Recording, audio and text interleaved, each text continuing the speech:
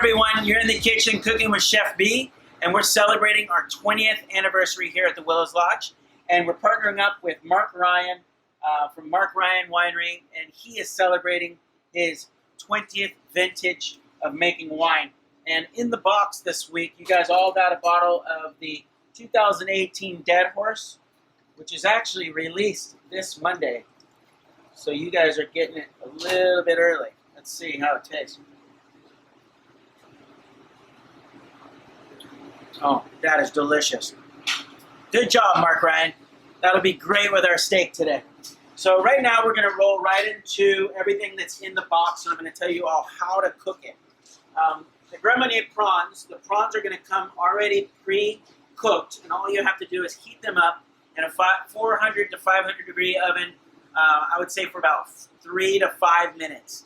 I always tell everybody, when you can hear them kind of singing to you, like kind of hissing at you a little bit, that's when you know they're done.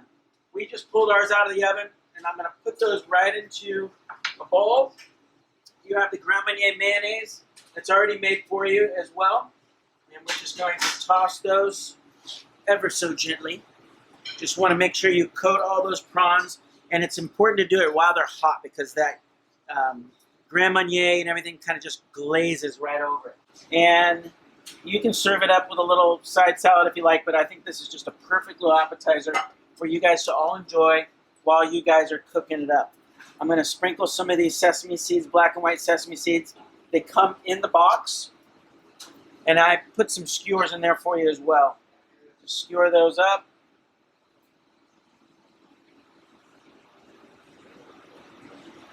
And you can share them, or you guys can enjoy them together. Grammy Prawns, the famous Grammy Prawns. One of my favorite salads of the season is the tomato and burrata salad with pickled peaches, with a pesto, a hazelnut pesto, sprinkled with some hazelnuts and some arugula. And I'm gonna walk you through how to do that. In the box, you'll have a few peaches. These are Pence Farms peaches, local peaches. Just kind of go right around that seed, just like that. And then I like to cut them in about 3 pieces. I like nice, thick pieces of peaches. And then you can just get that seed out, pull that seed right out, just like that. And then in the box, you'll have some pickling liquid. And you guys will just put your peaches in here. You can do it the day before, or that, it's a quick pickle. All the peaches right now are pretty ripe and ready to eat. So the pickling liquid, I would say maybe at least put it in there for at least 45 minutes to an hour. And so you can see all the peaches just kind of sitting in that pickling liquid that we give you in your box. And that's just going to infuse some really great flavors in there. Next, we are going to cut up the tomatoes. These tomatoes are from Equilibrium Farms right down the road from Willows Lodge, right here in the valley in Woodinville. And I'm just going to cut out stem there on both of them, and I'm pretty sure you're all going to get 2 different color tomatoes. I'll do my best, I promise. So just cut those right in half, nice and gentle. They're really nice and ripe. Just cut that right in half, and so I'm kind of big bite-sized pieces is what I'm looking for. Make sure you use like a nice sharp knife, just so you don't bruise the tomato.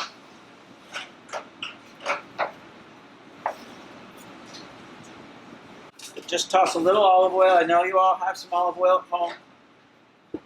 And a little fleur de sel. If you don't have fleur de sel, if you have some flake salt, or if you have some kosher salt, just put some olive oil and salt on there. And this will be enough for 2 salads. Just kind of pour that right into the bowl. Here you can see I've got that, just like that. And then there'll be 2 nice 4-ounce pieces of burrata in your box. Just put that right in the middle. And then, let's just pretend that these have been marinating for an hour. Put 3 peaches on each of the salads. You can put more than 3 if you want. Put it right around the outside like that. And then I put a little bit of olive oil right on top of the burrata ball. A little bit more fleur de sel, just right on top of each of the pieces of burrata. This is pesto that's going to be in your box, hazelnut pesto. And I'll do about 3 nice dollops of that right onto your salad. And then some hazelnuts, which will be in the box. Just sprinkle some of those hazelnuts around there for some nice texture with this salad. Oh man, this smells so good. And just sprinkle a little arugula, like that.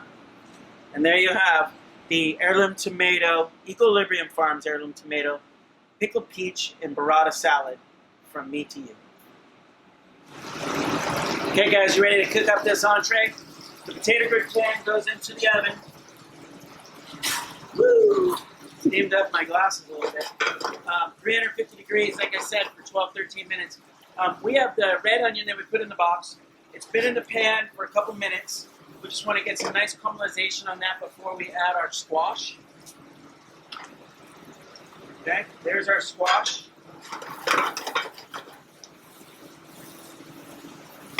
Okay, we have our corn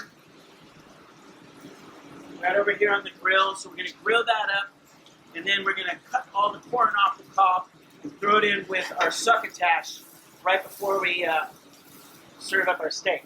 So now, let's get grilling. Alright guys, we're grilling now.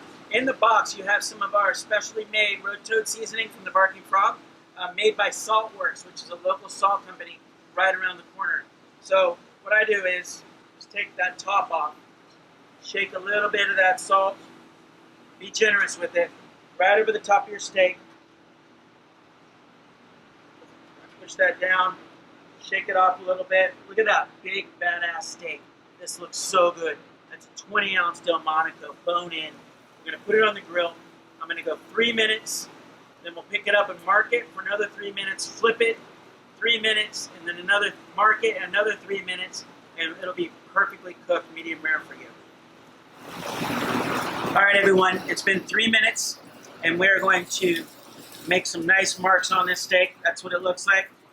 So we're just going to mark it, and make sure your grill is a nice 500 to 600 degrees, so you get some nice marks on your steak.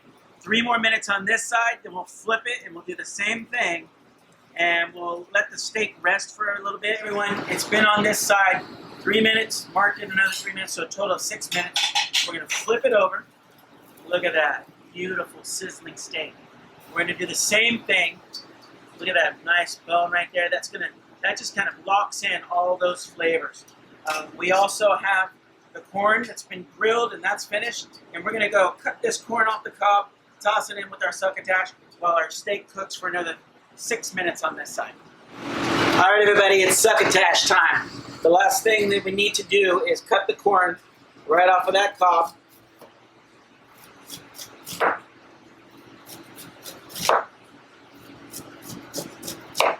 Nice.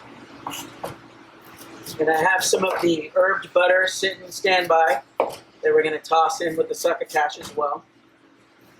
And then we'll have enough for bread, and we'll have enough for the steak as well. So that over to the side, corn into the pan.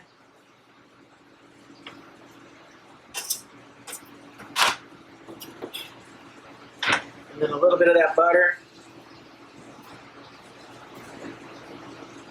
So mix that all in, all that flavor. Ooh, that smells so good. And then succotash. Let's go ahead. Put all that. Makes a good amount of succotash for you guys. And then we're going to plop our steak right on top of that in just a few minutes. And it's dinner time. Okay, the steak is off the grill. And I put some of that herb butter on it. And I'm just going to rub a little bit of that butter on there. The steak has been resting for about 5 minutes. Take that steak right off. Put some of those juices that you have on the plate right into your succotash. Okay, nice sharp knife.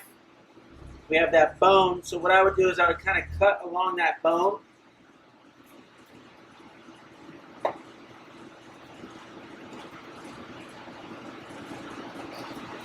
Make sure you get as close to the bone as you can. You can cut some of it off and someone can have the bone. And then let's slice it up.